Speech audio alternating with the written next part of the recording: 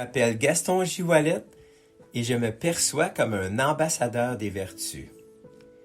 Aloha et mahalo de vouloir prendre de votre temps pour écouter cette présentation intitulée Vertu, le jeu de cartes qui enrichit la vie.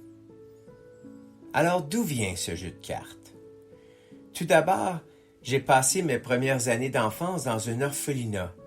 Mais plus important encore, si vous lisez mon livre « Écoutez, contempler, aimer », vous découvrirez rapidement que j'ai eu une multitude de mentors et de guides dans ma vie qu'on m'a enseigné l'art sacré de l'écoute.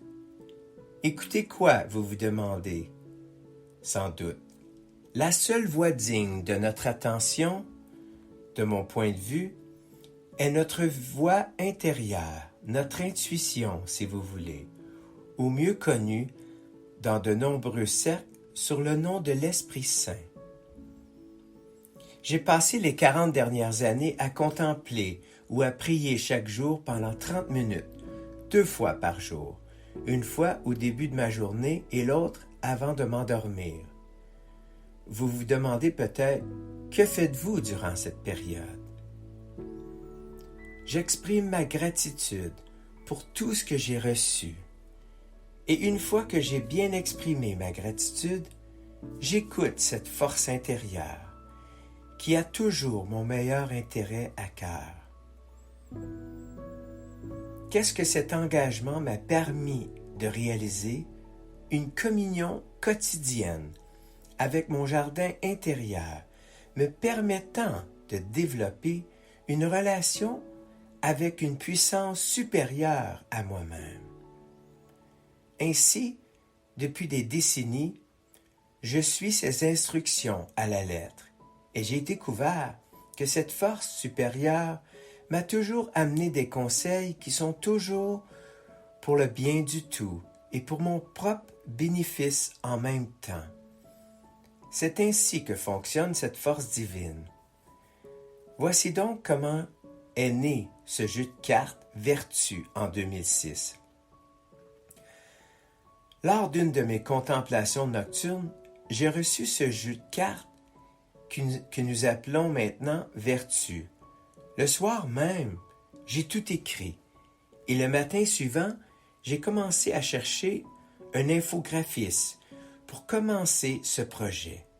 Il m'a fallu 1 an et demi avant de pouvoir l'imprimer.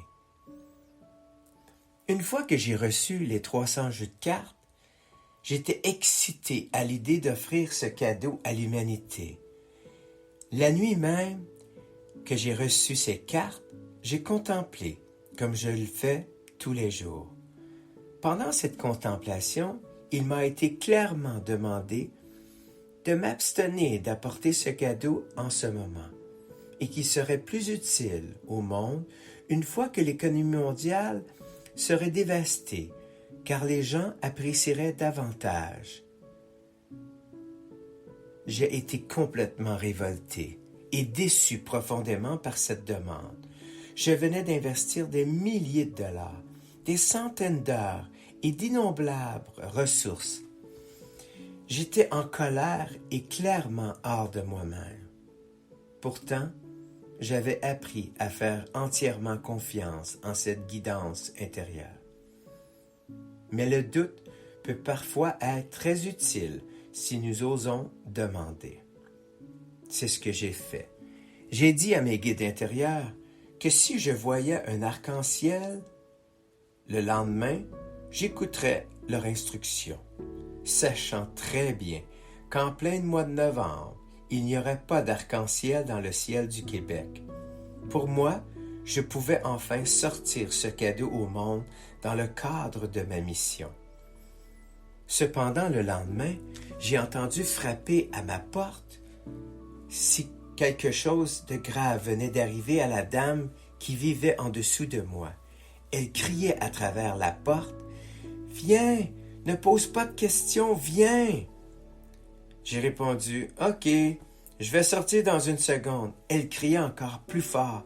Cette fois, « Sors maintenant !» Cette fois, j'étais très inquiet. Elle n'avait jamais frappé à ma porte auparavant. J'ai donc ouvert la porte. Elle était là, debout, dans sa robe de chambre du matin, pointant vers le ciel. Elle dit, « Écoute, as-tu déjà vu une plus belle arc-en-ciel que celle-ci? » J'ai répondu, « Oui, j'ai vécu à Maui pendant 20 ans. » Elle m'a répondu avec fermeté, « Je ne comprends pas pourquoi tu n'es pas touché par cet incroyable miracle.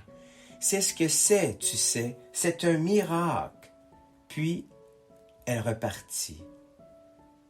Je suis resté là, en regardant l'arc-en-ciel, sachant très bien de quoi il s'agissait.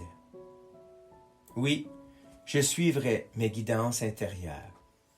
Puis, j'ai commencé à étudier l'économie mondiale, le fonctionnement des banques centrales, l'histoire de l'argent, tout cela pour pouvoir identifier l'instruction qui m'avait été donnée. Donc, à la mi-septembre 2019, le marché des repos s'est effondré. Je savais alors que c'était une question de temps avant que l'économie s'effondre. 5 mois plus tard, le COVID frappait le monde en détruisant toute l'économie mondiale sur son parcours. Alors, pendant le confinement, j'ai commencé à remanier le jeu de cartes et à me préparer pour sa sortie. En novembre 2021, le jeu de cartes Vertu, un jeu de cartes qui change les vies, a pu dévoiler sa mission par le biais de Hula Who Make It Happen. On me l'avait montré clairement, cette mission, et je sais de tout mon cœur que ce jeu de cartes Vertu a à offrir aux familles et aux enfants du monde entier. Connaître et redécouvrir ces vertus qui résident en chacun de nous apportera un grand changement dans la vie des gens. Osez découvrir vos vertus et devenez celui ou celle que vous avez toujours rêvé de devenir. Oui, aimer, c'est écouter, et écouter, c'est aimer. Merci.